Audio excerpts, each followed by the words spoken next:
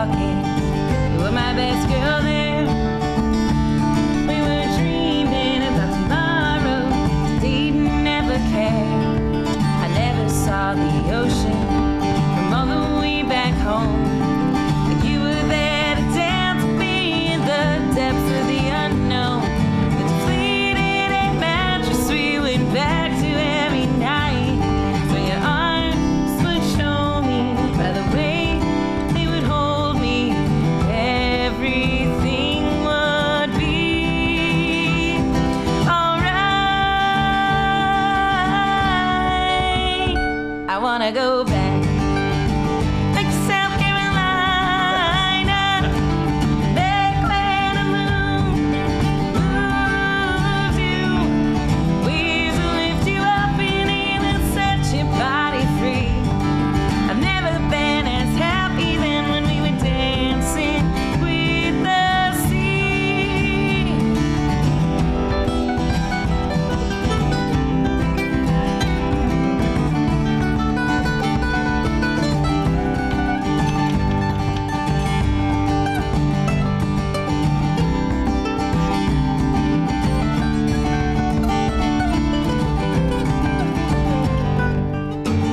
Watch the sunrise with our legs tangled up clear.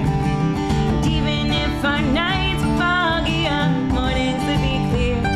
We were too proud to ask for help, so we'd never tell.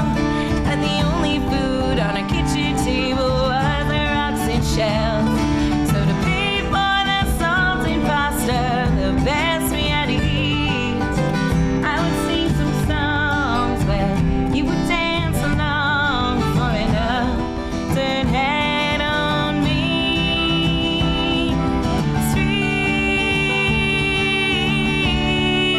Sweet, I wanna go back, like South Carolina, back where the moon moves you, waves will lift you up and it'll set your body free. I've never been as happy than when we were dancing with the sea.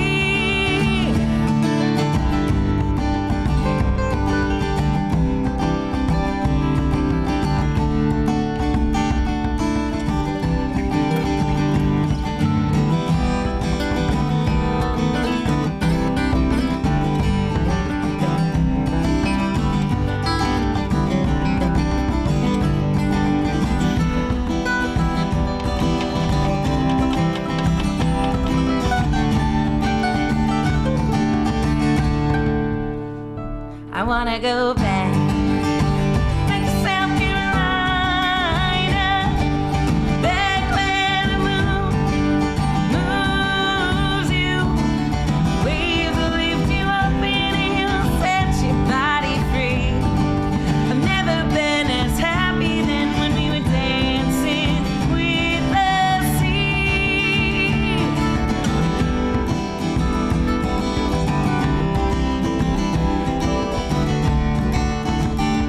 When we were dancing with the sea. Yeah. Good job, guys. Dun, dun, dun, dun, dun, dun. Nice. Cool. I've definitely heard that one before. Yes. That's a very pretty song. Oh, thank you.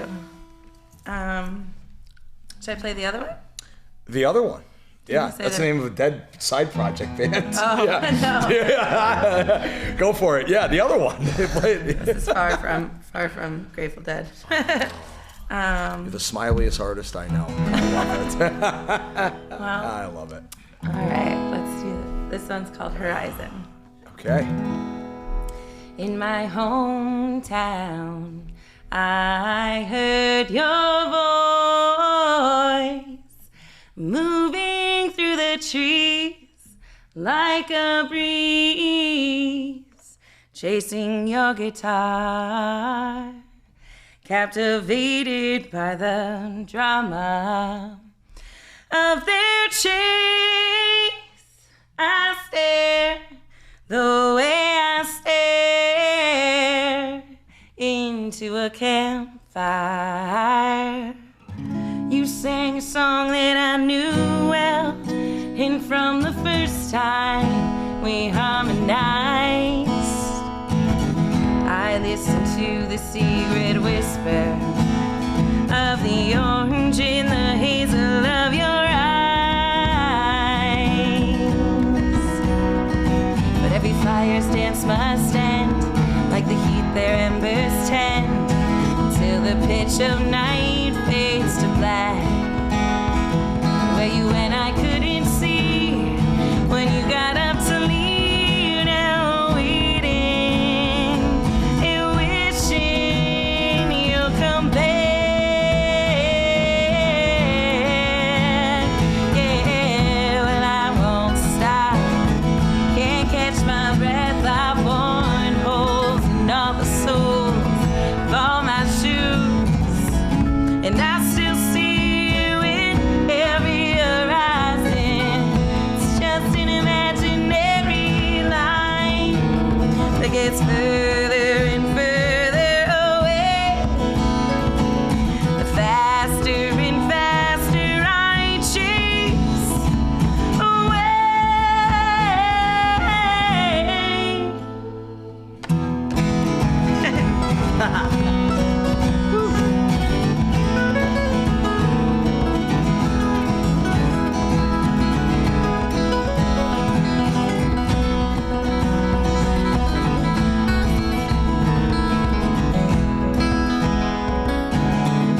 We were sitting on a rainbow when we took the ferry to Rock Island, singing at the Surf Hotel.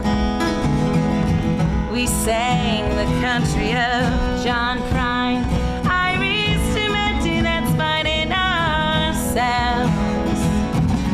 You told me that you hated the water, but under the stars we waited in the tide.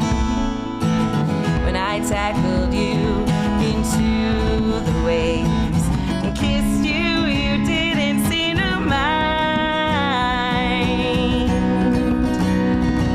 But the tide went out again, the ocean symphony, taking me back to my solo melody.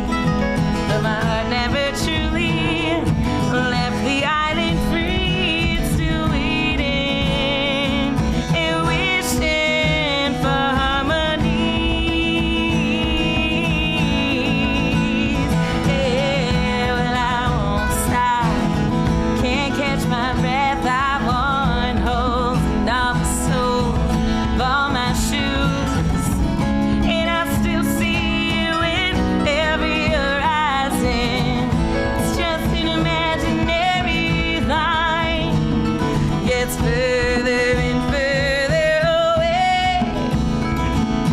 Faster and faster I chase away.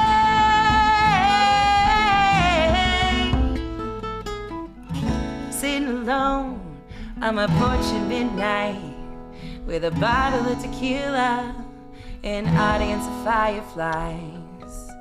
I bring the buzz and they bring the lights.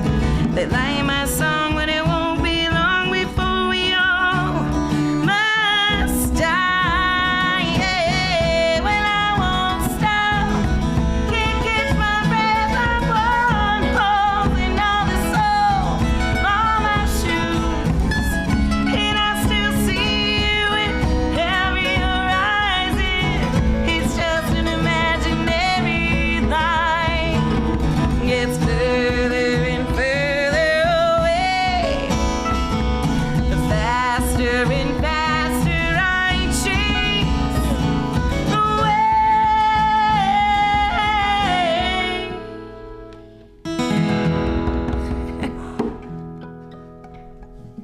And we're coming to you live. No, not actually. Here at Okemo Valley TV. Welcome, everybody. Another episode of The Tasty Twist with Sammy B alongside Dougie Marsh. Shout out to William, our producer, and I'm producer also as well, too. Everybody reminds me. Host and producer of The Tasty Twist, Sammy Blanchett. Welcome, everybody, here in Ludlow, Vermont. This season is just getting so much better. Dougie's been adding so much to the fold already, and we now have the nicest and sweetest voice locally in the business. Jenny Porter, it's an honor to finally have you on here. Yeah, you sounded great as always, and she had mentioned beforehand that her originals tend to bring out the highest of her range. So sorry, 1 o'clock in the afternoon. Yes, I know. I was like, oh, these are a little rough. Yeah, but phenomenal as always. I can't help but smile so much myself. Like when I just see you perform, you truly love what you do. But for those tuning into this episode for the very first time, being introduced to Jenny Porter, give us a little bit of a background of your history and life so far. Musically? And personally, right, yeah. Because this is my way of saying Belmont, Vermont original, yes, right? I grew up in Belmont, Vermont, yes. you know. And yeah, I grew up like really loving musical theater and that kind of thing. That was my full passion. So that was my introduction to music. And then... When did you start that passion or start learning instruments or just really... Well, yeah. So I didn't play an instrument till I was 20. Really? Yeah. And you're only a couple years younger than me, right? Yeah, I've been playing for 13 years. Yeah. 23 here. Yes, yeah. That's good though. Yeah. So I've been and I started playing guitar because in college I just all my friends were playing music and I wanted to sing with them, but I don't know. Did you guys start garage bands in college or just? No, I wasn't invited into those. I couldn't play. Where'd you go to college? That was at Lewis and Clark. Okay. In Portland, Oregon. Oh, okay. That's right. I remember you mentioned that you lived out there at one point in time. Yeah. How long were you out there besides college? Well, I only did 2. I did a year at Lewis and Clark and then a year at a spot called Evergreen in Olympia, Washington. Oh, nice. So that was my Pacific Northwest time, and then I came back to Vermont. Yeah, and Jenny and I have known each other for many years. I'm sure, Dougie, you've known Jenny for many years, her and your father, Jeb, as well, too. But I think we've known each other now at least almost 10 years, I would imagine. I mean, going back to... Maybe even more. Yeah, I mean, in the old ownership days at Okemo, the Muller days, you used to play over at Jackson Gore, I remember, for the Harvest Festival and everything. But yeah, so... Did you? I forget if this ever came up in conversations, but did you go to school for music, or was it like a minor, or did you study something else? No, I sang in a cappella groups and in choirs in school, but I wasn't. I didn't go for that. I was going for outdoor leadership and education kind of thing. But we could all be leaders in some form or another, yeah. Whether we're using our degree or not. Right. But when I came back to Vermont, I met this guy, as you know, Tony Lee Thomas. Tony Lee. Yep. And Shout out Tony. He actually taught me how to play guitar. I was just doing strum, sing a strum, so I could sing along with it. And then he gave me actual guitar lessons. Right. And so that's when I... Did you start performing live though, say just a singer, a front singer for a group before playing guitar? Yeah, with Tony. Yeah, with Tony. Not the front person. No, I mean any bands before Tony Lee. No, I was never in a band before that. Yeah. Yeah, I sang in my dad has a local band. Singing in a choir is a folk. Oh, singing. Yeah. Yes. I was any in choirs. form of group before learning guitar. I sang in choirs and it was in a cappella groups. You have to learn how to play well with others. Yeah. That's the thing. Yeah. It's no a team effort. What it is, if you get 5 or 6 people together, you have to have that vibe and the pocket and everything else, and know where your strong points and weak points lie, and play to them. You know. Right. Yeah. So growing up, my dad had a band, a local band that he always played in, and so name of it? Jeb Porter and Friends. And they still playing today? Yeah, they still play. Yeah. Nice. Awesome. And I would get up and sing a song with him or two. And if you listen to the recordings, they're so cute. My voice is so high and not totally on. I won't lie. It wasn't great, but it's a good learning experience. When a 7-year-old or 9-year-old gets on stage, everyone's just excited. Right. You know? So everyone always encourages new artists go to open mic and just figure out the failures and like on the spot in front of people at the moment. But that's like a cool version of an early stage open mic is playing with your dad's band. Yeah. That's awesome. Are any of those recordings like online? Did you guys dabble with YouTube at all? Like, no, that was before that. Social media. Kind of, before cell that time. phones. Before MySpace. But there are recordings. But they're all on like, I think like CDs or Did they go tapes. to Mount Hollywood there or Mount Hollywood? No, I don't think they've record? No, Mount Hollywood. We didn't like. I don't think they've done like actual. They've done like some YouTube recordings now. Yeah. But back in the day, no. My dad has like a bunch of recording stuff himself. So. What was your first reaction with the digital age that's now like 20 plus years old of seeing a MySpace account, a YouTube video? Like, you think like how. Shout out to Tom. Shout out to Tom of Facebook. MySpace. That's right. Whoops. Yeah. Oh, geez. Sorry. You got no friends left if you go there. Yeah, but he's still got the same permanent stone face. Hi. The top 8 friends. Anyways, like, if you look back now, 20-something years, the quality of the videos when YouTube first came out are like so awful compared to like now, like with the smartphones, right? I mean, it was probably like, oh wait, I could just look at a screen that's not attached to a wall in my pocket, and this is what comes up. It's like pretty freaky, right? Mm-hmm. You want to say? Well, phones have gotten much better with recording and with video also. Phones back in the day, you'd open them, they would record, but it was like 240 by 120 pixel on it, and the microphone was also the ear thing, and the charger at the same time. Don't forget, you had the rabbit antennas even on the phones. Like, you had the rabbit antennas on the TVs, the old TVs, but then the first flip phones, they had the antenna that you had to put up to like actually get the signal. Oh wow, Yeah. My grandparents had car phones that you plugged into the cigarette lighter. Like 30 years ago, I remember going on ski trips with them, go chemo, and I remember seeing that. Tell us a little bit more about what you learned initially from Tony Lee with playing guitar and playing live, doing both singing and playing. Oh, well, it was like a master class, I came in, like, he taught me so much, so he taught me just like to play the guitar, and he was like, he's a masterful entertainer. He's incredible. He's so like, he can play fast. I've seen Tony where it just becomes a blur. Tony, you're one of the best at reading the audience, brother. I have known you for just as long as Jenny, and you've been one of my favorites forever too, man. Puts on a show. Yes, he does. That was beyond the like just like technical actual playing of the guitar, that was a big thing, is the showmanship, and like we never had set lists, you know what I mean, like, and it would just be like he would read the crowd and like be able to be like, oh well, they're reacting to this and this, and then we talk about it after, like on the car rides, like what was done, and and because you guys like, were touring in a van for a while also too, right? Like you went cross country a couple times. We got halfway there. We've done Missouri. We got to Kansas City, Louis. Kansas City, I'm coming home. We've traveled a lot, but we did a lot of traveling. But we've been across.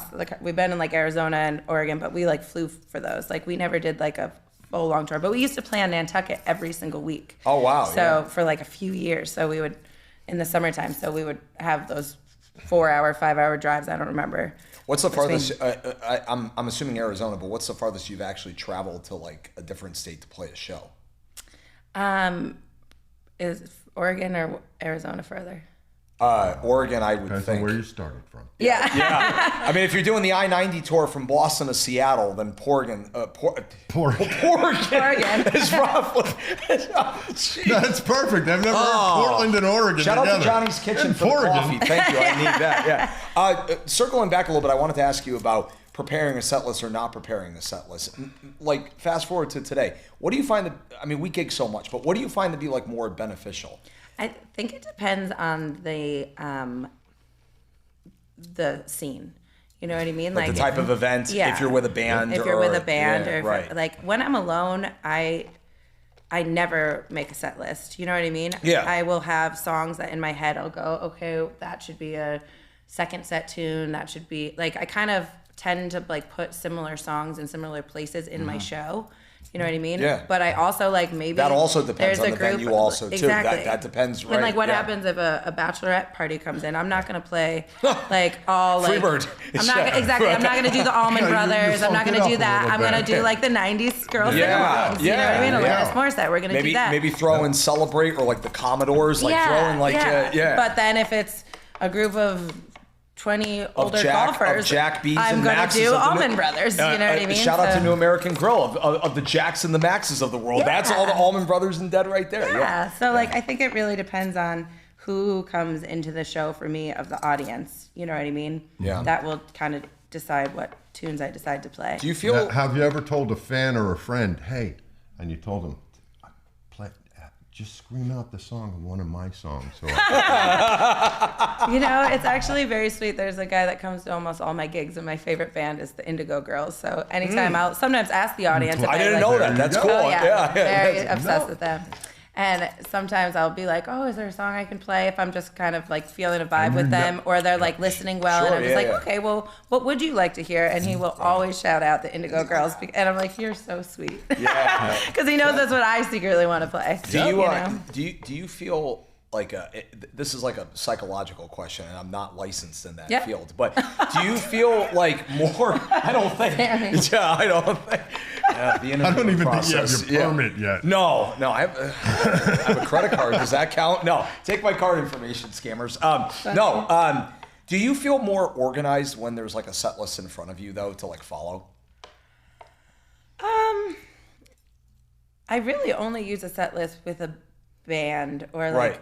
Does it help though, as far as like, okay, we're staying on track. Like this is where we're going next. Like, you know, for me, it's almost like, okay, if we're going into that song, I almost feel like, okay, so here's where I can segue into that, and even solo or with a band. But do you feel like, let's just say with the band, like more organized if there's a set list to follow? Yeah, it takes the layer of anxiety off of it. You know what I mean? It's like, I think it's, yeah, it definitely, I feel like because people are always like, oh, well, how could, I'm always like, we know the songs we're playing, so we don't have to fully think about them while we're playing it. Right. So like towards the end of the song, I'm now going, okay, what's next? What's next? What's next? You're thinking like 3 songs ahead. Exactly. Yeah. And I'm like planning set list or not, you're thinking Yes. 3 songs Like, ahead. So yeah. like without a set list, I definitely am going, okay, well that song could go with this song. Okay, well this is the same key. I could transition to that. You know what I mean? Like Right. all that's going on in my head while I'm playing. So like having a set list, you don't have to worry about that. Right. You know what I mean? Yeah. You could just be like, okay, well I know what's coming next.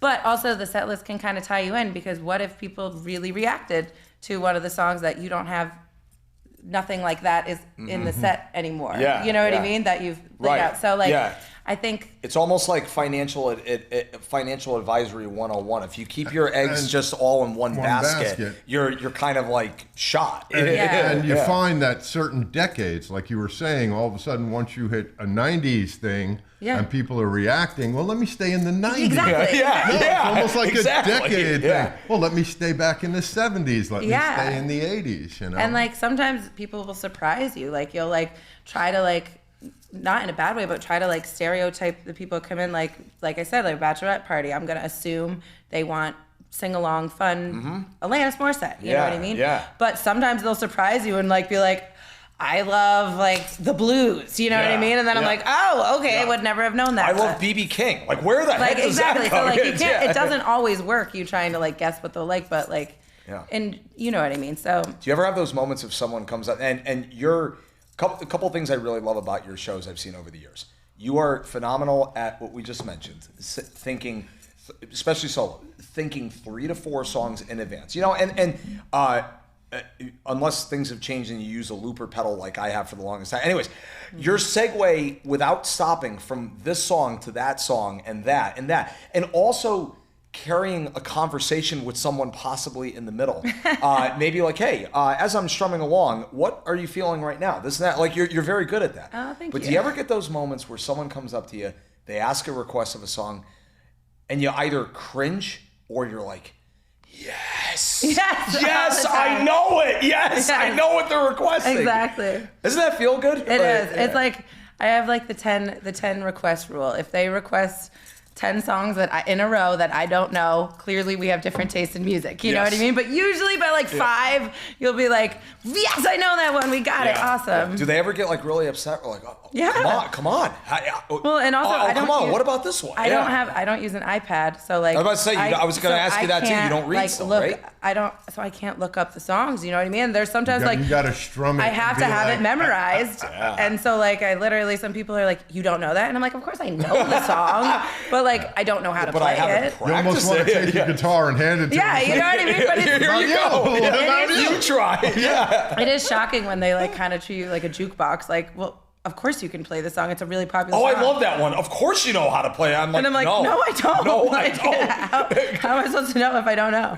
And then they walk away. They go back to their table. They're upset. They've got the bad look. They're telling their friends like how, like the nerve and audacity. Yeah, I know, and it's like so hurtful. You're just like, I'm up here trying so hard, and I've learned 150 songs, and sorry that I didn't know your one too. You know, you want an awful lot of product for $0. Not even $1 going in my tip jar. Exactly. You want an awful lot of product for that. Do you listen to comedians at all by chance? Yes, sometimes. Yeah, I don't know if that's like a road trip thing. I totally do that on road trips. Absolutely. Yeah. You know the name Louis C.K. He's been around for like a long time. He had one special years ago. He was talking about how we're the laziest, most awful generation in the world because we have these things and we're just like so mad at them all the time. So he's talking about one time he's flying to a show and the passenger next to him is trying to use his laptop for Wi-Fi. There's Wi-Fi on the plane and it broke down and the guy just goes, "This is effing bullshit, man." Yeah, and if that had to get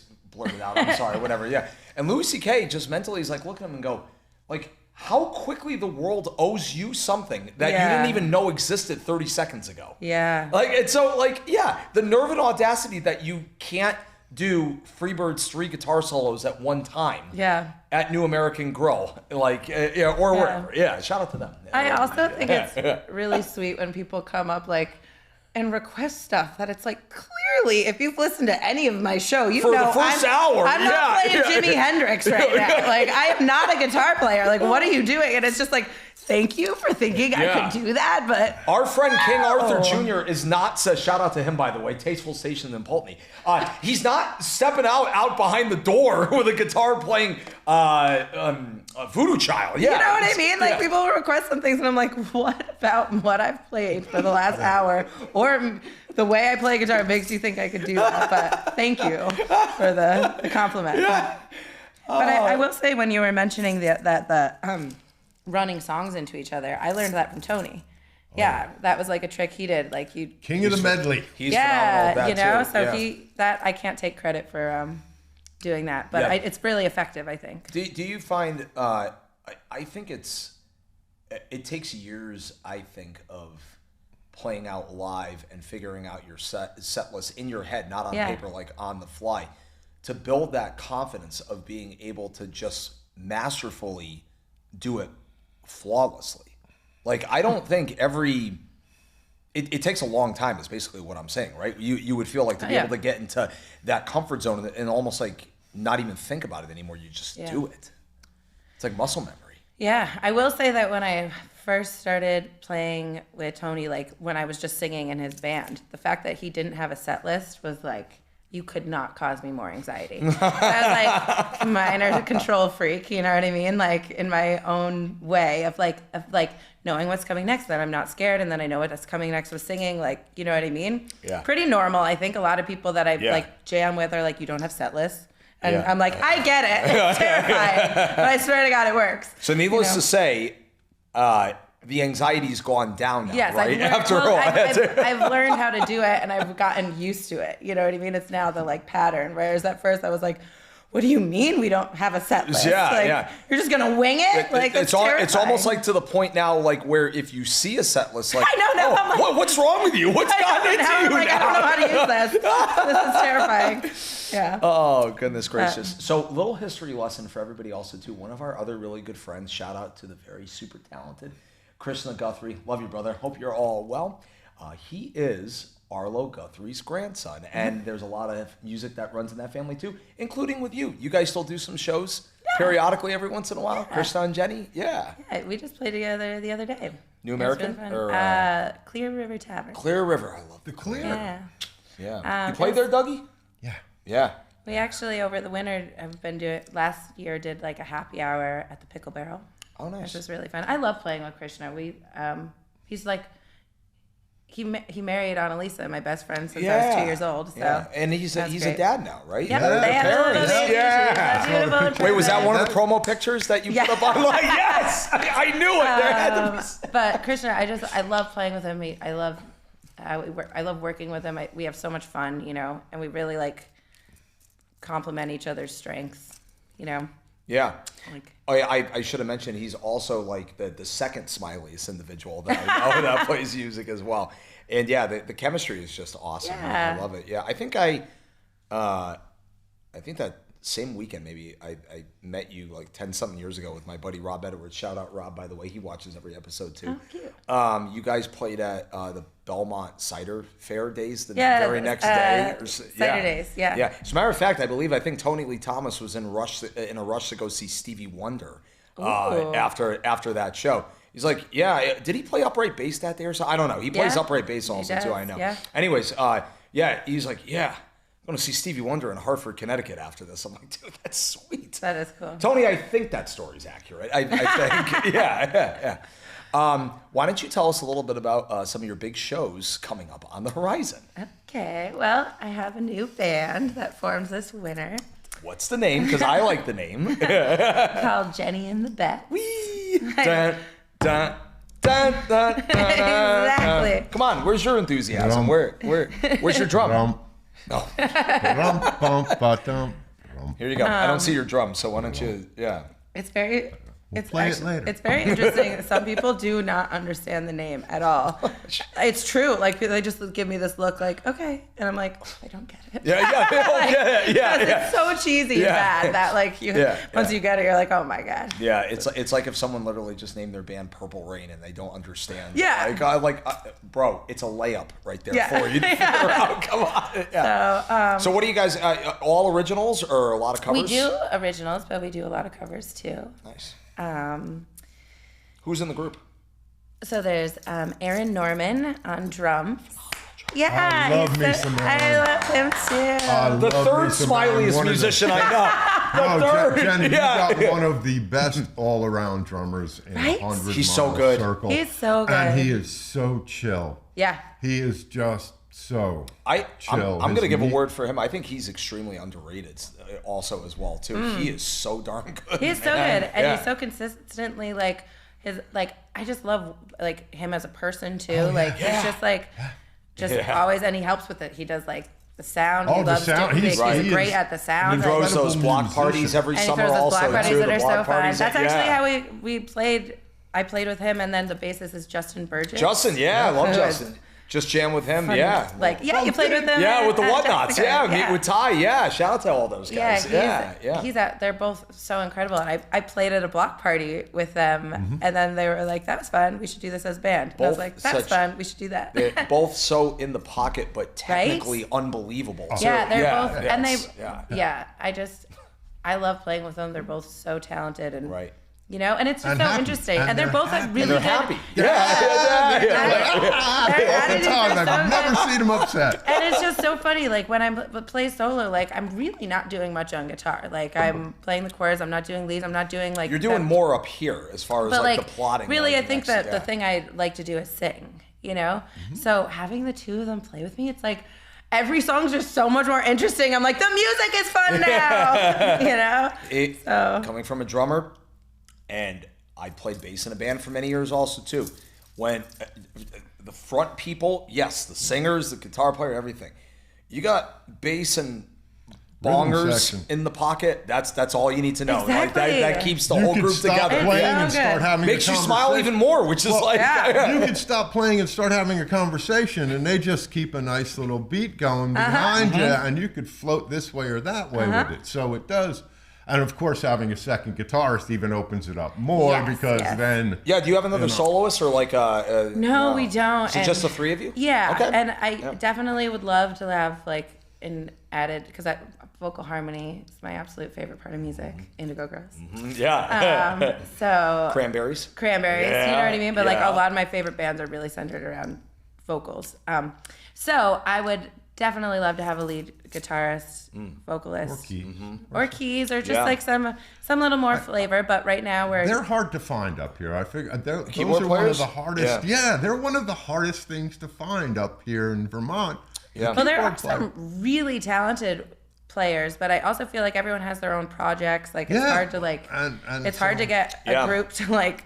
I mean, I think the Be two. together doing Well, it. actually, And all the dates are pretty much the same. Yeah, and all the we forever. all Yeah, working exactly. Friday, Saturdays. That's the you know? hardest thing. I know. Yeah. Yeah. Like whenever I can't do a gig, I always throw them your number or someone else's number. Yeah. I'm like, here's like my 7 to 10 people. I'm like, they're probably booked, but good luck. Good luck, yeah, you know, right? I'm like, Yeah. which is a phenomenal problem to Yes, have. it yeah. is true, So but- far, I think on this show from this year and last year, I've had Allegra Larson, I've had Jake McLaughlin, and another super talented cat around here, older gentleman, Matthew Earl Meserve. He's got Matty. pipes beyond belief also Cool. too. He's a killer. But I do agree with you. It That's the seems hardest there's thing a up lot here. more guitar players and, Oh, and yeah, and drummers drummers, like yeah. in the Yeah. pool. Yep, you than- can't, Yeah, you totally. can't swing a dead cat without hitting it. Yeah. Yeah. But that could be a good segue to the ever lovely business side of things when it comes to what we do for a living. So, it's fun but stressful, right? At the same time, because word of mouth has probably helped you out tremendously so much over the years. I would imagine, right, to getting gigs, but to some like new and up and comers, it probably still takes a lot of years to like really build that foundation, I would think. Yeah, absolutely. I hate to admit this, but I guess I'm admitting it. Yeah. I've never actually asked for a gig. Any gig That's I've awesome. ever gotten in my life has been either someone's like Tony has asked me to play, Christian has asked me to play, Yeah. so I've gotten it that way, or they've asked me to play from seeing me. So I'm very Right. fortunate to be in a place like Killington where there's so much exposure because Exposure, people are it's coming foot from all traffic. over. Right. Yeah. So Okemo as well, you know what Yeah. I mean? So from them seeing my show, they'll be like, oh, I have a venue here. Would you want to come play that? So I am like, honestly, the worst in the world at the business aspect because I'm just so uncomfortable being like you're the king of it. Like I'm so jealous of you. You are just like so masterful. I feel like at just like being like, hi, I'm Thank you. Sammy. I'm great. You should hire me. And I'm just like, hi, Or I'm Jenny. I'm awful and you should hire me. No, I'm not yourself saying, not saying in a bad way. It's like Yeah, a beautiful, no, really thank you. You accomplished have thing to that you turn have. yourself into a QR code. Exactly. You have to do. Hold on, It's where's on the the shirts. where? It's wherever. It's on the hold guitar. on. It's all right, over. It's right here. It's right there. It's right It's You know there. what I always mean? Like there. you're Yeah. so good at that, and that's Thank like you. something I'm very fortunate that I've been in places with good exposure, Yeah. and also played with people who have previous connections. You know, Right. But yeah, I know you've mentioned humbly before that social media. I'm not the. Oh, I'm so not bad the at best. it. I think I do a decent enough job though. I do seriously. I mean, like, there's a lot of people that, and I lump myself in that most of my behind the scenes before playing is on the darn computer making the graphic design flyer. I don't know if that's the right avenue to fully go in this world because I Yeah. do miss writing songs. Yeah. But I think you do a stand-up enough job. Give yourself credit. Yeah. You're so nice. Yeah. Yeah, I do it like kind of in a strange way. I'll just like post like a picture that has nothing to do with music. Yeah. And then under it, write my schedule. Yeah. I feel like I've found myself gotten more engagement or like likes from those. Whereas if I post like a poster from a gig I'm playing, I'll get like a lot less. Right. I don't know why that is, but I've just found that out. So. I think it's the nature of technology and the algorithm. I think we sometimes truly still don't even know what will work and what Yeah. will not work. Yeah. And as I've mentioned on a lot of episodes, the overload of the screens gets to be too much. I would imagine Yeah. like you love, like myself, just leaving the phone at home and just going back out and like staring at a river Yeah. or staring at a pair of sandals that you should be wearing or something like that. Yeah. Did you get that? You didn't catch that joke, Because did you? I don't wear shoes. No, I'm kidding. You brought that up. You're like, hey, is it okay to be barefoot? I'm like, yeah, of course it is. It's the Tasty Twist. I truly hate wearing shoes. Yeah, you've got Paul McCartney here. You know, anything goes. Right, yeah. Thank you. I tried doing a British voice. That was awful. That was awful. It was terrible. Thank you. I appreciate that. And once again, everybody, we're talking with Jenny Porter, solo artist from Belmont, Vermont, and Jenny and the Bets. I hope you all catch that reference. Jenny and the Bets, yeah. So you have a show coming up this Friday. Yeah, at Jackson Gore. For the Okemo concert series. The last one of the year. Is it the last one? It's the last one of the year. Ooh, If you haven't noticed, it's getting a little cold out there. Actually, I was And the warned- sun's going down earlier. I was warned about that from Justin, actually, when he played with you. Yeah. He was like, yeah, it got a little cold there by the end. Yeah. They're going to start falling any day now, man. They're shades. What's your favorite season? Is it fall or summer or winter because we snowboard and ski? I like summer and fall, definitely. Yeah. Yeah. Summer when it's not Vermont too really humid. doesn't have a spring anyway. Yeah. It goes from late winter, summer. Yeah. Well, there's I really like hiking, so that's like that's what. I love that makes you me all happy. hiked up on the last patch up on the Canyon Quad. Like, oh my God. Who was Marissa, right? Marissa, Aaron's significant other. Yeah. Significant other. She's such a badass. Oh like, my gosh. I mean, she got so many followers and like likes on those Right? videos. It's like, here's the patch of snow and here's my breakfast sandwich. Now we're going down the patch of snow. Yeah, and you get like I 10 love it. turns, and it was just so fun. That's and awesome, There would yeah. be a lot of people up there joining. It was just really patch party. Yeah, that's So, awesome. that's I'm cool. excited for the new Superstar 6-pack chair that's coming Yeah. in and get the umbrella bar back up and running. Yeah. But anyways, yeah. So so back to Okemo. Is this the first time you've played the Friday Night Concert Series in years, or is it? I feel like I did one with Tony years ago, right? yeah. I like feel like it all runs together. Yeah, but I right? have played it. I played at Jackson Gore before. Yeah. But I think I did one with Tony Yeah. like 10 years ago. Nice. 8 years ago. I don't know. How many shows a year are you and the band doing right now? We have like 3 a month-ish kind of thing. Nice. Yeah. So, nice. but I And think then like 10 plus solo shows a month, probably, if not more. yeah, like every Friday, Saturday, Sunday, Nice. I'm playing. If it's not with them, It's somewhere on the Killington Access Road or somewhere around well, the there, summer's right? nice. I get to travel a little, like out to like the Cape. Didn't sometimes. you go to Situate, Mass recently? Yeah, you did some Yeah. shows out that way, right? Yeah, good memory. Yeah, right, yeah. Yeah, so like this Something summer, popped up, I move around a little bit, which is nice because it's nice to play on the Access Road in Killington in the winter because it's 2 feet away from my house in the snow. But the summer, I definitely like to leave. I still do my Sunday. I have my Sundays at Jack's, Sunday's right? my Yeah. residency there at Jack's, so I keep that. But I don't really play there Friday, Saturdays in the summer. Right. And the big news, obviously, the Wobbly The Wobbly Barn. Barn. The Wobbly Changed. Barn. Yeah. Yeah. I'm excited for that. I think what's really cool in the article I read it was that all the supposedly, I don't know if it finalized yet or not, but supposedly all the proceeds are going to go right back into the mountain, which I think is fabulous. Oh. I think that's like awesome. Like interesting. investing in infrastructure, employees. I just think that's super cool. Yeah. And shout out to Chris Carr, just establishing foot with another music venue. I just think that's a Yeah. home run for a lot of musicians up there. So, Yeah, I've really enjoyed working for him. yeah. How many years has it been now that you've been consistently working with him? I tried to figure that out the other day, like 6 maybe. That's awesome. Yeah, and I just every venue he has music. He's Mm-hmm. just like. Except the ice cream place, right? I guess we gotta change that. No, that'd be awesome. That'd be awesome though. Just stick one of us in the corner. Mad Hatters is awesome, by the way. is I very love good. it. Yeah. But yeah. You still do shows at the Foundry or mainly Jack's? In the winter I play at Foundry. Yeah, nice. Yeah, I like the Foundry. Yeah. I like the Foundry. Yeah, it's great, and the Pickle Barrel and Jack's. definitely has room at the Foundry. You know what I Yeah. mean? It's not like you're squished in a corner. You're Yeah. up a couple Yeah. feet. You have as much room have a as we huge have here. stage, right? You know, it's like, whoa. Yeah. Wow. You don't have to hunch over. No. What's your record amount of gigs you've done in a year? Do you know? I have no idea. No idea. But I used to do when I used to be in a band with Krishna, Bobby McGuire, Yeah. Tony, and myself, and we used to do 3 gigs a day. We'd play at the Bass Lodge, then we'd play at the Wobbly Barn for happy hour, and then we'd play at the Santa Fe at night. So I'm probably gonna guess that those like few seasons were the most. Yeah. But it also was different because at that point I was just singing.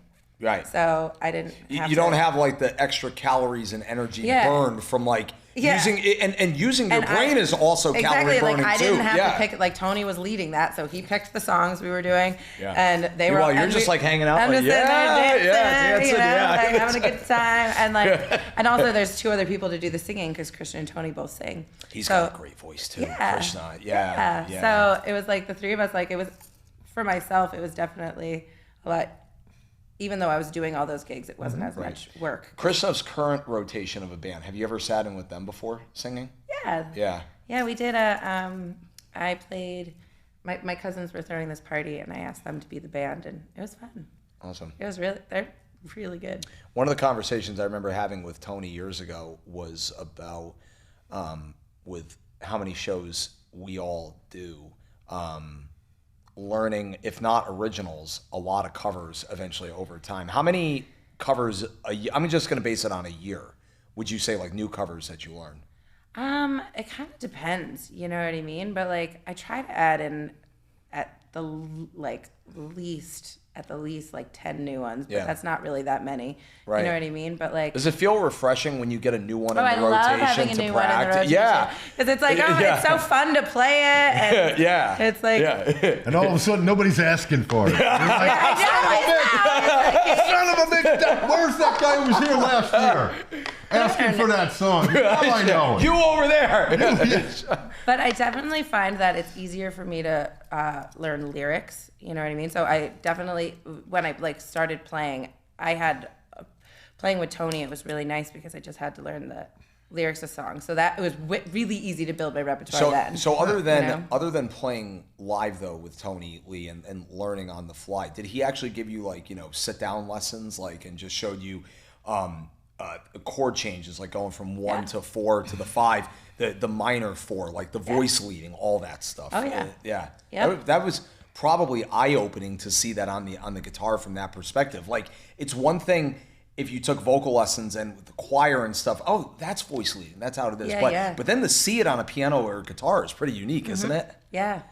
Because on your second original, you hit an A minor a couple of times, which was the minor 4, and it voice led back down to the 1 and E. I'm like, ooh, I could play a fancy chord over here. I know that one.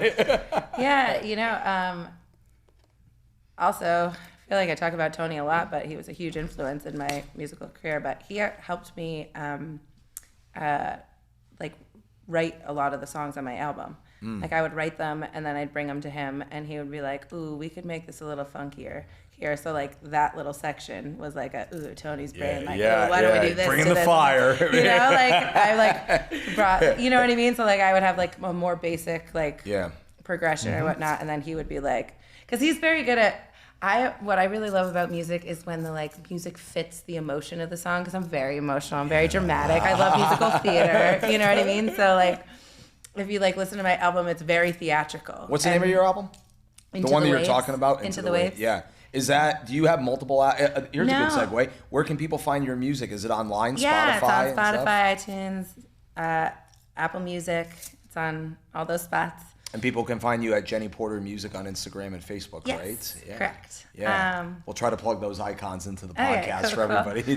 Or a QR code, one of those. Yeah. Anyways, your album. Get back to that. I'm sorry. But it was really nice because he would help bring the emotion, because he also knows me really well. So it would be like make the music fit the emotion that I'm trying to portray, which I come up here, bring and there. do that funky chord that's that worked and makes me feel a certain way, which I don't have that capability on a guitar. I can be here is my emotions and the lyrics and the feel, and then he was just cool, let's do that. Instead of baking bread, now it's cinnamon raisin. Exactly. So I'm so fortunate that he helped produce that. But always remember, rhythm players are so important on guitar also too, because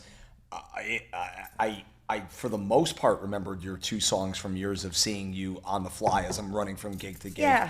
But I'm listening to what you're doing, and I'm listening to your chord structure, and like I mentioned, I'm very fortunate, years of experience. I know my way around the fretboard. I love guitar soloing. I love improvising and everything. So, but this is also a great, experiment playing with people on the fly in listening and seeing what the rhythm players are doing. And then I can add the bends, I can add the octaves, whatever. So your role as a guitar player is very important as well too. So never lose sight of that, Thanks, Sammy. Yeah. All right. Why don't you build me up, Monica? Yeah. That's a good wedding song also. I had to learn that. Yeah. Oh, speaking of which, weddings and private events are obviously, more money opportunity. People are actually, for the most part, weddings are kind of a crapshoot, but private events, people are like fully listening to you, and there's like less pressure. But then they send you like the set list of like the songs they want you to learn, and it's like, oh God, this is gonna take a couple of days. And then it's like, oh well, we don't want any singing, we want just guitar play. Oh, okay, all right. Well, people don't realize sometimes the tuning of those. You've got to change up everything on your guitar. If they want you to play Rain Song by Led Zeppelin, it's a completely different tuning. You've got to learn the tuning, and then you've got to take your guitar out of where it is and bring it back in. Right. Where do you want to do that? Where right. You're gonna have What's the venue look like? How much power am I going to need? Like, Oh, but do you ever cringe? Do you ever cringe at some of the set lists though? Like when they ask like for. Never. Oh yeah, of course. They want Arms Wide Open by Creed. Sometimes I just. They want Donna Summer right after that. Well, I don't. Yes, definitely. Of course, but I also find sometimes the songs that I'm like, I really don't want to do that. Then I'll learn it, and they're hits. Like sometimes that happens too. And then everyone gets really happy every time I play it, and I'm like, I'm glad I learned this. Well, you're your own worst critic when you're first doing it and hearing it in your own mind. Oh yeah. We're all our own worst critics. Yeah. Right. It's like, oh God, that was awful. There are people like, it wasn't that bad, and you're like, well, are you deaf? I just stopped by Johnny's Kitchen to grab coffee, and John's a great guitar player and a great bass player, and we literally just had this conversation about how. Oh yeah, that version of that song. I didn't think it was that good that we did. And people in the audience sounded great to me. Yeah. I don't know what you're talking about. Yeah. So we are our own worst critics. I definitely am. We have a higher expectation when you want to just like the second or third time, just be like, okay, that was perfect. That sounds just like the album.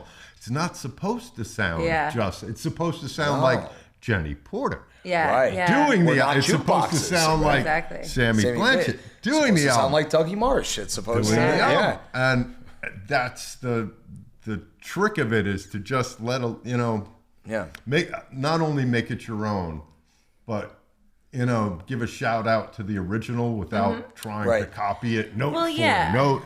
I completely agree with that, and I also think that if you're trying to play the song exactly the way they did it, you're never gonna do it as good as them. No, you know not what at I all. mean? Why would you try to do it exactly like them? It's almost like we're going to become embarrassments to like the original sort of. It's like you're never going to do it as good. So put your own twist on, or not. Just play it in your way. You mentioned before that music and chords and structures of songs are supposed to match together with like the emotional side. Or that's what I like about it. Yeah. So here's a deep question. Any of your originals are like versions of covers? Have you ever seen tears coming out of someone's eyes in the audience? Yeah. Isn't it cool? It is cool. It's like that's happy tears. Yeah. Happy tears. I definitely think that that's one of the coolest things that we do is like playing music. Yeah, granted, a lot of times it's covers. You know what I mean? A lot of times it's in loud bars, but sometimes you can just like connect with that like one person who's who knows what they're going through, and whatever you did, even if it was like a song that you might have just brought them out of the darkest place possible ever. Maybe you sang the song that their dad used to sing to them. You know what I mean? Yep. Like you never know. Maybe and if like they can feel something, like then you're like, that's why I do this. Or their wedding song from their passed away spouse or something. It's like you never really know. Or the song reminds you of a dog that you recently had to put down. Yeah. Anything. That is very, that's why we love what we do. And that's when it like becomes special. You know? And we should get like, paid, but you know, I mean, yeah. Now, how many originals would you say that you've written over the years? I have 9 that I've put out. 9 that you put out. Yep. How many total that are like still in the can to work on? I mean, there's a bunch, but I had this conversation with Krishna. How many pieces of songs? How many pieces? Where are the notes on the piece of paper? Yeah. Like, it's so funny, my notes in my phone. Like, just like I have like thousands of ideas for songs, but I find it really, really difficult to share my originals because it's like. Why is that? I think we've talked about this before. I feel like it's a very vulnerable thing to do, you know what I mean? Like, because you're like literally opening your diary and going, here are my thoughts, you know? Whereas if you're doing a cover, you're playing someone else's diary that was exposed 50 years ago. Exactly, like you picked the song because it meant something to you and you enjoy it and you think it's good, but like, I don't know, I think it's just like, and a lot of my songs are pretty emotional and so, you know, so sometimes it can feel. Do you think it's but you just answered your own question as to why you should do it. Oh yeah. So, and maybe not all of them. Maybe like the select ones, you know. Yeah. Right. And I think that there are different applications. Like we're at Okemo, we're gonna do, or at Jack and the Core, we're gonna do a few of them. Right. That I don't always play in my show because that's like a venue where people would be listening more in a way. You know. I also feel like. You know, nothing's worse than when you're playing a show and people are into it, and then you throw one of your originals in, and everyone, that's when they go get the beer or go out for the cigarette. Sure, you know, and you're just like, oh no. Yeah. You know, but at the same time, it's like standing on the moon with the Grateful Dead. That's the song to go to the bathroom and get a beer. I would stay for that. I like that song. Most Bobby songs, I'm like Orange Whip. Okay, I'm out of here. Yeah. Well, what about Estimated Profit? I love that song, dude. That's one of Bobby's. Estimated. That's one of Bobby. I love the studio version of Estimated Profit. That's Victim or Crime, but there are a lot of Bobby tunes I could, you know. And sorry, when Phil, Bob, we love you. I love you, Bob. Love you, but it's Bob. like as soon as Phil started the first opening for Boxerino, it's like, okay, where am I going to go? You know, it's just, Unbroken Chain. It's like that's a great song too. Yeah. Do you feel on the emotional side of things of being hesitant or vulnerable to share your originals at times? Do you think that's maybe it's a fear of maybe I don't want everybody to fully know about who I am? I think so. Yeah, I think it really, once again, I feel like a lot of the things with my music is the application. Like if I'm in a listening room where people are there to like listen to my songs, I love sharing my originals. Nothing's better. It feels so good because people are respecting them. Yeah. You know what I mean? But like if you're in like a bar where everyone's just like hammered singing along, like that's like not the time where I want to share my heart. Does that make sense? You want it to be with everyone's undivided attention. Or not even completely undivided, but at least a few people like right setting. Yeah, the right setting. But like that's not to say that it's like I probably should more, but I love playing my originals. It feels so good. It's so fun. It's like obviously. And it's a break in the action from all the cover songs that we're kind of forced to play for the tip jar or to kind of calm the requesters down. Yeah, and like and I mean that with all respect to the requesters. But also there's like a few of my songs that thematically like maybe isn't like what is the right vibe for a room. Mm-hmm. You know what I mean? That's why you've got to write more. Yes, I do. I have to write more for that. But like I have a song called Snake Oil Primetime Swindlers. That's like and just say the title, you get my attention. I don't what the huh? But you know, that sounds like the name of a Rush album, to be honest with you. I love it. No, but it's like definitely about like I wrote it during like the Me Too movement time, you know what I mean? And like it definitely is thematically that way, you know? And so like, yeah, it's a righteous, powerful song and it should be sung and I do sing it. But I also like, you know, sometimes people are getting off the mountain trying to have a good time and then I'm just like, screw these people, you know? So like... you know, so sometimes like that's also a thing is like a few of my like the South Carolina one's fun and easy, the one I started with, that can be played anywhere. Yeah. You know, but some of them it's like, you know, Yeah. But I also sometimes I also have a theory that like in those environments, that's when I should play it because I'm like, you're the ones who need to hear this. But tips optional. Thank you. Yeah. Hope you mean it. So it also depends on my mood. Sometimes I really feel like playing my originals, and sometimes. But even songs now that when I first listened to from mega bands back in the day, I don't like that tune, and now I find myself, oh, I like that. tune. Yeah. So right, your palate's changed. It's not, sometimes it does take the crowd a bit of getting used to something. They have to, just hearing it the first time, they're not really actively listening to the words or actively listening to the music. So you've got to put it out there and kind of let it seep in, you know. And I completely agree with that. Yeah. some of my favorite things now are the B-sides, where I used to be like, and now I'm like, I've heard that too many times, and then you go to the B-side and you discover so many things inside of them that you didn't realize were there because you had your little blinders on. And I'm not really a fan of that song. couple of my favorite childhood bands, and a completely different spectrum of music, but U2 and the Red Hot Chili Peppers, they've got incredible B-sides on their albums. I'm like, wow, how did that not make the cut, the original cut? I'm like, Jesus. Besides, very important time in history, but besides the weirdness of it all, how did you handle the COVID-19 pandemic? Oh, well, you could say musically, musically. I actually did this thing with Tony called the Happy Camper Show. Which was live. Yeah, that's right. That's why I came in Was here. that the one in the van?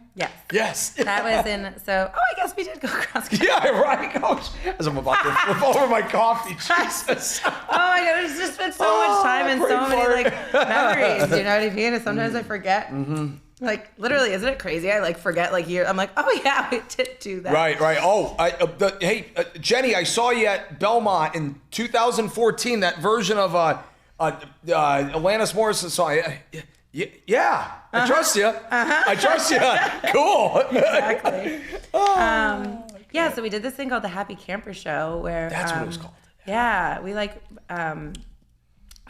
connected with this guy from Boston who was did this had this company Gigabit, which was doing this really nice kind of broadcasting thing, and so we connected with him. So we had this really nice production that Tony and him put together. Griffin was his name, and then we just that's a cool name. I know, he's a cool guy too. Shout out to Griffin. That's what Sam's doing. Hey. But yeah, it was really neat. And so we the first bunch of them were just Tony and I just playing and kind of talking and doing that thing. And Tony has the gift of the gab; he can talk till the end of the world. So I I just went to New Zealand. Yeah, exactly. I would say tiny little things, but then we'd sing, we'd do songs, and then people would comment and kind of thing. So it was just this live streaming format. And then we'd have and then we just started having all these different guests, and so we'd have different guests. And so, but the Happy Camper, it occurred in different states, right? It wasn't just Vermont.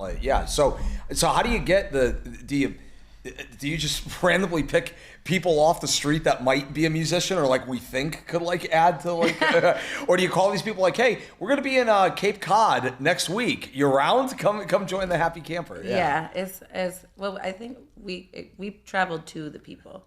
So it was come to the people. Yeah, we'd go to them and put on the show, and then and that's where you guys learned, myself during COVID, how to use PayPal and Venmo to right. That was so new then. Yeah. And everyone was stuck at home, and that was their way of being generous, which was very supportive. And then after then things started opening up, and Vermont we were really lucky. We were one of the few states where you could still play music. Yeah. Because a lot of states you could play, but you couldn't sing. Even with the capacity limits in restaurants and the distancing. Yeah. You'd have to wear the mask once you got off the stage, but you could sing on stage as long as you were 10 feet from people or something. I guess 5 years removed, I still didn't understand half the protocols. I hate to go down this rabbit hole on this episode because it's kind of borderline the P word, but that first year when they were like, well, if you travel to Vermont and back for a weekend, you then have to quarantine for 14 days, like at home or whatever. I'm like, Okemo was packed every weekend. Who's doing that? Yeah. Who's following that? No one's following that. And it's also, how do you enforce it? That was the other thing also. How do you actually, I mean, it's just, that we had the paper, the contact tracing. By the way, adulting, overrated and overpriced. I would not recommend it. Yeah, the contract trace. Yeah, read it. It's cool. Yeah, it's 1 star. Would not recommend. Would not recommend. Yeah. That's cute. Yeah, that's all my chicken scratch notes. Nice. I think your name is in there for scheduling, the Tasty Twist. You have pretty nice writing. Oh, thank you. Not cursive, but, manuscript. By the way, first time yesterday on a podcast episode, I actually picked up a phone call in the middle of the episode, and the camera was then, like, right on me. I'm like, guess where you are? Where? The Tasty Twist. Oh, wow, sorry. Rob Edwards, actually, of all people. Oh, that's fun. Yeah, he actually wanted to call me. Oh, here we go. Here's a good segue. Squirrel, chipmunk. He wanted to talk about what AI's doing possibly in the future to musicians and us. Oof. Have you dabbled into thinking about that at all? Oof. Yeah? Or I mean, oof. It could be scary, but it also could be beneficial from the marketing. In the future, there are already it's here. millions, I know, it's here. millions of songs composed and written, or not written, AI'd into existence now with guitars and everything else, and it's really hard to, even when I actively listen and know what real instruments sound like. And the thing that gives away most is the vocals, unless the person is actually singing over what they have created with AI. I think it's a Pandora's box that should have never been opened, and that's what I think. Yeah, I think like my favorite part about music is the live playing of it, you know what I mean? And the actual instruments. So in that sense, I think it's absolutely heartbreaking. But of course, there's the argument why can't we create our way? You know what I mean? Right. So like, do you think that's really a risk though? Like where we are in Vermont, like with the venues, I don't really see that being a risk at the moment. At the moment, but like cities like New York City and Nashville, sure. I mean, the sky's the limit with that stuff. We got AI. Holograms are next. Yeah, so like I just that would be my main I've seen Tupac on a few commercials. He looked pretty alive to me. Yeah, I don't know. It is. It is kind of freaky because some of it you really actually can't tell what's real or not. That's kind of the scary thing about it. And another thing, some of it's a dead obvious giveaway though. But the 8-fingered people that you see on advertisements and stuff. But it's also that people can have an entire career, that they say, I've written this song. Now they fed some information to AI. AI wrote the song, and then they may have changed a word or two in it, but they created nothing. Yeah. Their heart is not in that. That's not their experience. But doesn't it take a person? Doesn't it take a person to speak into the AI programming, and then AI makes something out of it? You could take lyrics from any song. I could take lyrics from a Sammy Blanchett song. Right. Take a photo of it. Boom. Put it into ChatGPT and say, write me a song just like this. Right. That's a little sadder. Right. It will do that. So I'm taking your creation and making a melancholy song with it. Right. It'd be very similar, you know, and so it's gonna be weird. Right. And people who are artists who have written and sat down and had the experience to write about it, I'm not gonna say they're gonna cease to exist, but there's gonna be another group of people who don't have that, who are just sitting at home and know how to use ChatGPT or the AI programs, which are very easy to use. I'll tell you one thing. And they can create entire libraries of lyrics and music. I'll tell you, without ever learning to play an instrument or sing. I'll tell you this much. I think all of us should then take it one step further. Consider getting a musician, lawyer, and attorney, because this could be like a lawsuit, like nightmare, like all across the board. Oh, you got the money for that? Yeah.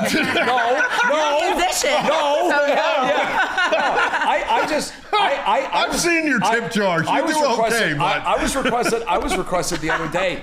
requested the other day for an event, to get a musician's certificate and insurance. I'm like, I've never applied for one of those ever in my life. What, am I going to break a string and blind somebody? Yeah. Well, the only thing here's the thing. The only thing I can understand is if you have like 5 extension cords and someone happens to trip at the venue. I can understand where a venue would want that, but I don't think most of us like qualify for certificates of insurance. Like mostly, probably not. Maybe an LLC, but I don't know about like a one-time like It's almost like getting a special event permit. But anyways, I think it's going to be lawsuit central for the musicians that do have the money to have attorneys and lawyers to go after whoever. No, it's not only that. It might not be that they're taking some of your original ideas and morphing them to something else.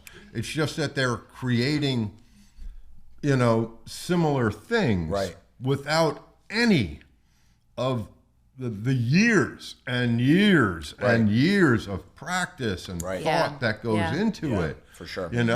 And they won't have the same, this is really part of my heart, so it's going to be hard for me. They don't care. Boom, they don't care. Right. So if 1 out of 1,000 hits for them, they don't care. It doesn't mean anything to them. It's just pumping out a unit, basically. It's just making it. It's like corporate mindset.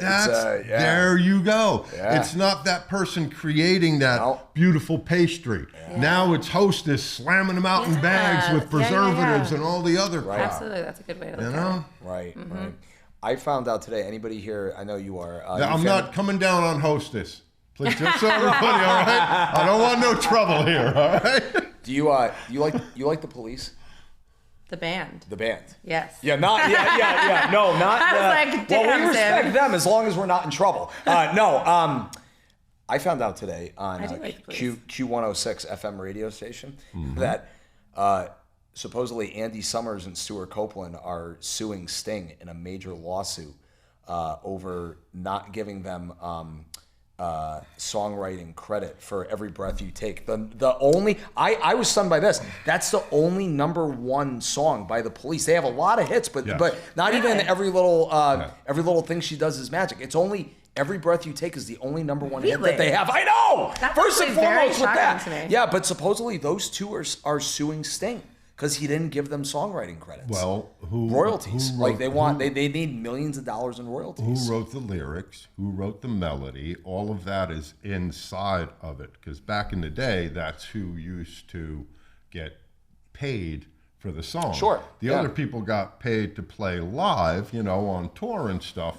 But as far as album sales and things like that, a lot of times back in the day, the drummers, the bass players, they weren't even on the albums. Most of the time it was studio musicians that were on the albums. Look at the Wrecking Crew and places and groups and people like that who, they got paid for their studio time and they were fine with that because every day they were going to work making their studio time.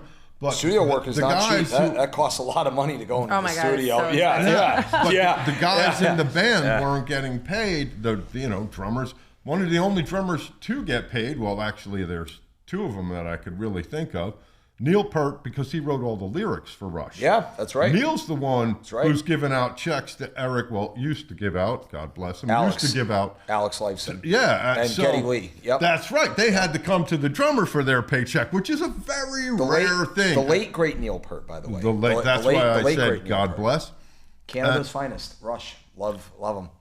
And it's very rare though that your bass player, or unless they did create the lyrics on the song, they did not get paid. They got paid to tour. So maybe there was that's where the money still is. Honestly, that's where the money still is. Well, but maybe Stuart wrote some of the lyrics for that song, and maybe he deserves it. Can he prove it now? When you wrote it in 1973 and it's just your word against Sting's, what I think should happen? First of all, no matter what, Stuart Copeland is a badass for these 2 things right here. 3 things. One of the best drummers I've ever heard. Number 2, he formed Oysterhead with Les Claypool and Trey Anastasio. Number 3, he wrote all the music to the first 3 Spyro the Dragon video games for PlayStation. That's a badass man right there, writing that music right there. If you wrote Sonic the Hedgehog or Mario's music, you're also a badass. I think what should happen video. Is game that winner. Sorry, Sting? guys. Yeah, I think that Sting should prize some of the little tiny bit of the hundreds of millions of dollars he possesses. This is and an say, interesting topic guys, also too. Here Yeah. you go. Yeah. It's changed. You know what I'm saying? It's probably nothing Well, to what him. you could just say him right to his face. It's like, Sting, why do you want to go to court for this? Like, why should we have to take you to court for this? Thank you. Help us out. Throw us a bone. There you go. Yeah. That's all I And got I to mean, say maybe about that's like, Sting admitting guilt that he made a mistake, but whatever. Is that really worth going to court for? I don't think so. Like, they were part of the song. Anyways, all right. Shifting gears. We have an Oktoberfest for Okemo Valley TV happening at Off the Rails, and Jenny is opening up. You excited for that? Yeah. So they do have a brand new stage. You should go check it out sometime I should, too. yeah. So yeah, Off the Rails is a lot of fun. I love. There are so many supportive like restaurants in our community that support us. Shout out to Troy. Yeah, and to everybody from Foursquare Hospitality. Yeah. I always it was in the COVID time, but I always have a special memory. So many special memories. But Erica and I saw you at Du Jour one night with Ty McCarthy on the Taco Tuesday nights, and it was our first night leaving little 4-month-old Denver at home on his own in the crate. Cute. Like yeah. And was that when Erica first requested a Alanis Morissette song? She requested a Casey Musgrave song. Ah, right. I had never heard of her. She's And awesome. I went home and listened, and to this day, that's the song I learned. Which one was it? Slow by the way? Burn. Oh, Slow Burn. That's a great song. It's on my top 5 favorite songs in my whole show. See? Yeah. So See how- that was from Yeah, Erica. yeah, So that's awesome. I wouldn't have known that song without her. Have you wanted to see Casey Musgraves live? I would definitely see her live. Yeah, I don't know how Absolutely. often she tours, but man, she collaborates with everyone, including Vermont's own Noah Kahn. Shout out to Noah Yeah, Kahn. cool. Yeah, I think it's cool that Noah, as big as he is now, he still gets like top Vermont awards also too. Like he Yeah. just got awarded one like recently. So Cool. yeah, would have love loved to that. have seen him at Fenway. So does your palette of music that you listen to change, or like some of your favorites change over the years? Like tell the audience a little bit of some of your absolute, besides Indigo Girl, some of your absolute favorite heroes that you've loved. I really love Ani DeFranco. Okay, I'm not as familiar. Yeah, she's like this really badass performer. I'm actually seeing her twice tomorrow. Are and you? Saturday. Yeah. Where's she playing? She's playing in Deerfield, Mass tomorrow. Oh, okay. And then like, Is it at Treehouse Yes. Brewing Company? Yeah, it's a great spot. Yeah. And then Shelburne Farms. Yep. Well, you're making the travels. Yeah. Yeah, I just love her. So have you seen a show at Shelburne, by the way? No. Ever? It's awesome. I'm very excited. Yeah, I saw Jason Mraz there with his 13-piece band. Cool. 4 years ago. Same awesome. year that we requested Casey Musgraves at Du Jour. Oh my God, so Shout out interesting. Des and crew, who Des works Oh, at Off the yeah, Rails Des. and also Oh, too. okay. Yeah. But you'll have a blast at Treehouse. That's a really Yeah, fun place to I'm see them. excited. Saw Pigeons playing ping pong there this year. Cool. Amos Lee last year. Oh, I love Amos Lee. Yeah. So anyways, continue on your favorites. Yeah, and then like I really like this woman Amanda Palmer. Okay. Yep. So What these, kind of- but like they're both like a lot of the artists I really like are these like really badass female performers that kind of just like really like stand up for women and stand up for things. You know what I mean? They're a little more niche. I don't think they get the radio play because their songs are a little more Me too-ish. a little me too-ish. Little me too-ish. Yeah, and like screw the patriarchy. You know what I mean? Like, Yeah. Would you say they're famous, but they don't have any songs on corporate radio? Is that like a fair assessment to that say? would be Yeah. because they have cult followings like crazy. Like if I play an Ani DeFranco show, the people who know it, I mean Ani DeFranco song, the people who know it are like, you played Ani, you know what I mean? Like that's so cool, you know. You know who else is in that same boat also too, by the way? Who's that? Strangely enough, Fish. Yeah. Never had a top 40 corporate radio Yeah. song ever. Well, Ani DeFranco is really cool. So she, like, I just get really excited about her. So let me tell you. So she like was writing these songs, and basically the producers at the radio station were just like, you know, thematically you gotta like change some of this stuff, you know what I mean? Like it's too much for the average listener, you know what I mean? So she was like, screw you, and started her own record label called Righteous Babes Records. Wow. So Righteous Babe Records, and it's just like all like female, awesome artists. You know what I mean? So like, did she pull a Taylor Swift, like have to buy all the music back and then create that? Ooh, that's an excellent question that I don't know. Yeah. But I do know that she started her own record label so that she could write and She basically just put said, out- "Screw you, I'm going Yeah, on my whatever. own here." Yeah, Do that nowadays. yeah, Yeah, and she was like big in like got big in the '90s kind of thing. Nice. And then Amanda Palmer, she's also like a really cool artist. But I guess like more. Yeah, those are my. I was really into musical theater growing up. Yeah. So like, that was my You have any favorite male singers? male singers. Let's think. I really love Ben Folds. Yep. Ben Folds 5. I Yeah, have a couple I of his really- albums. Yeah. I love Ben Folds. You like Chris Stapleton? I do like Chris Stapleton. Yeah. Yeah. That's So his vocal harmonies. That's his wife that does all the vocal harmonies, right? I think. That's awesome. Right? I'm pretty sure. I don't know. For like more, I guess I really like, for newer people, I really love Brandi Carlile. She's like my absolute hero. I'm very into Jason Isbell. Yep. You know, like but men, yeah. You know, it's not to, I don't know why, but yeah, a lot of my favorite artists tend to be like, That's why I asked Really- the question, because I know we've talked about this I before. know, I'm just like thinking of like Indigo Girls, Brandi Carlile, honey, you know. Here's one for you. You ever heard of Leon Bridges? Oh, wonderful. Yeah. So Erica just got me into a lot of his catalog Yeah. recently, and I've also been listening a lot over the years to David Gray. He's a classic I singer. don't know who that is. Babylon, if you want it, come and get it. You know that song? I don't know if I do. Yeah. I'll have to check that out. Yeah, but Amos Lee's tremendous. Amos Lee's Kev awesome. Moe is an awesome singer. If you've ever listened to Kev Moe, blues singer, did a lot of collaborations with Taj Mahal and all those guys. Yeah, Cool. Raj Mahal. Garage Mahal. Yeah. Excellent old band. That's awesome. You have any besides the shows that you just mentioned? Any other artists that you're looking forward to see in the next calendar year or two? Yeah, I'm going to see this band called Rilo Kiley. There's the lead woman's name's Jenny Lewis. Oh, nice. Have you heard of her? Any relation to Jerry Lewis? I don't know. Maybe. But yeah, I'm going to that coming up. I really want to go see Hamilton on Broadway. Oh, nice. That's hopefully coming up. But Yeah. Do you over the years, as you continue to play a lot of solo shows and bands, do you take like extra vacations or like time off just to like recharge the battery?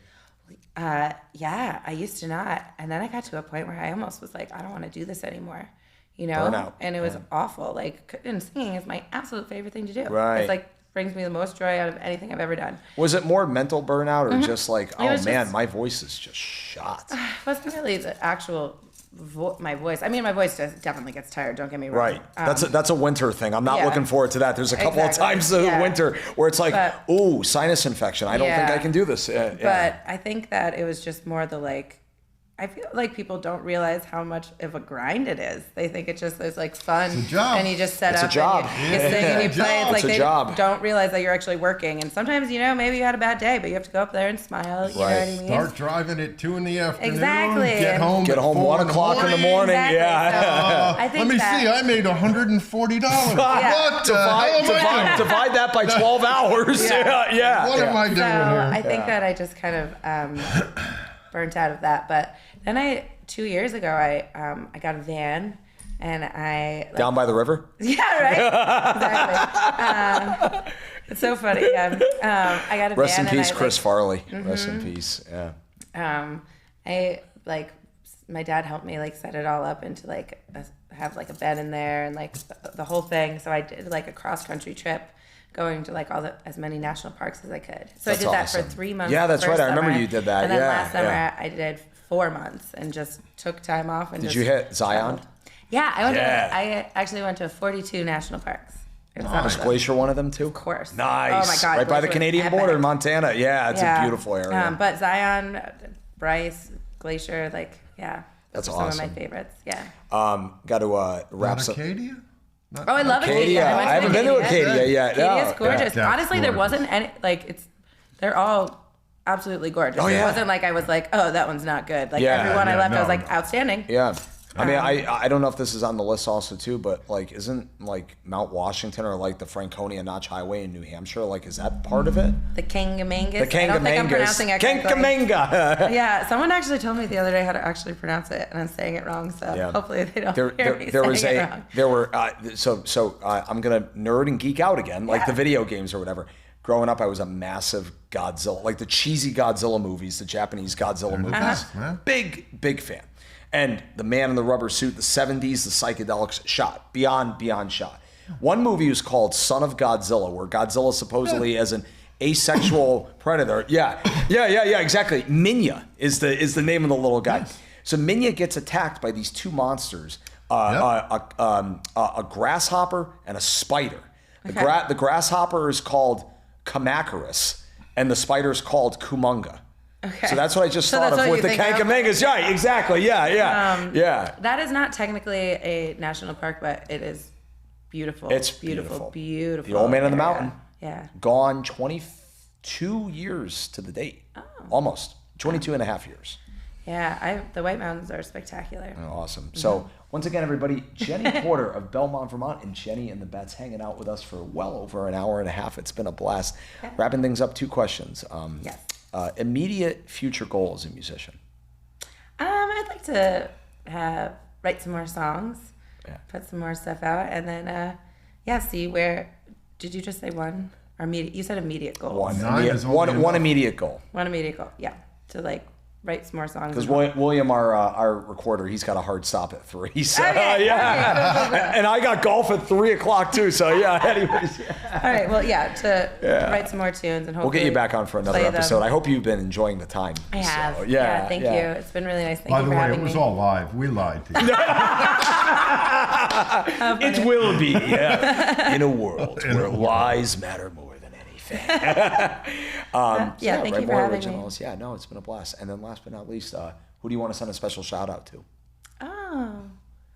That's like the wrapping up of the Tasty Twist with Sammy B episodes. It's like, hey, it's an inclusive type of podcast. So let's include the audience. Who do you want to shout out to? Dun dun dun dun dun dun dun dun dun dun dun dun. So I'll shout out to Annalisa. Yeah. Yeah, my best friend since I was this old. My first musical performing partner. Oh, Nice. That's so sweet. Yeah. Doug, you want to send a special shout out to anybody? I'm good. AI? No. It's yeah.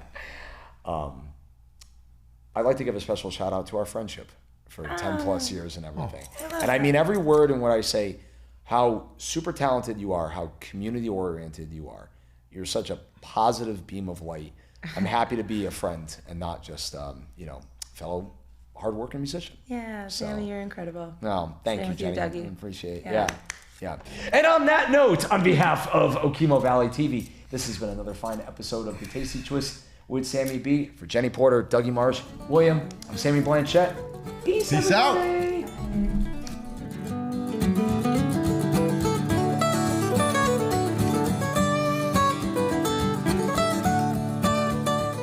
Hey, thanks for watching another episode of the Tasty Twist with Sammy B. Be sure to follow it on OkemoValley.tv, follow it on cable, or download their mobile app. You can also follow every episode on my website, SammyBmusic.com. Have a great day.